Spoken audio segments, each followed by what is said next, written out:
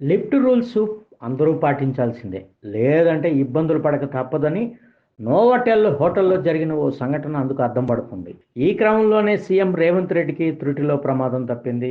Overload కారణంగా lift కిందకి దిగిపోయింది. దీంతో ముఖ్యమంత్రితో సహా అధికారులు, సిబ్బంది ఆందోళన చెందారు. ఆ సమయంలో లిఫ్ట్‌లో 13 మంది ఉన్నట్లు గుర్తించారు. సీఎల్పీ సమావేశం సందర్భంగా నోవాటెల్ హోటల్ వద్దకు సీఎం రేవంత్ రెడ్డి చేరుకున్నారు. ప్రభుత్వ విప్పులు, కొంతమంది ఎమ్మెల్యేలు ముఖ్యమంత్రి ఆహ్వానం పలికి హోటల్ లోపలికి తీసుకెళ్లారు. పై అంతస్తుకు వెళ్లే క్రమంలో 8 మంది ఎక్కాల్సిన లిఫ్ట్ లో రేవంత్ రెడ్డితో పాటు 13 మంది ఎక్కారు. దీంతో లిఫ్ట్ ఉండాల్సిన స్థానం కంటే కింద కుంగిపోయింది. వెంటనే అలారం మోగడంతో అధికారులు, హోటల్ సిబ్బంది అప్రమత్తమయ్యారు. హుటాహుటిన లిఫ్ట్ వద్దకు పరుగులు పెట్టారు. అనంతరం సీఎం సహా అందరినీ లిఫ్ట్ లో నుంచి బయటకు తీసుకొచ్చారు. మరో లిఫ్ట్ లో సమావేశం జరుగుతున్న సెకండ్ ఫ్లోర్ లోకి తీసుకెళ్లారు.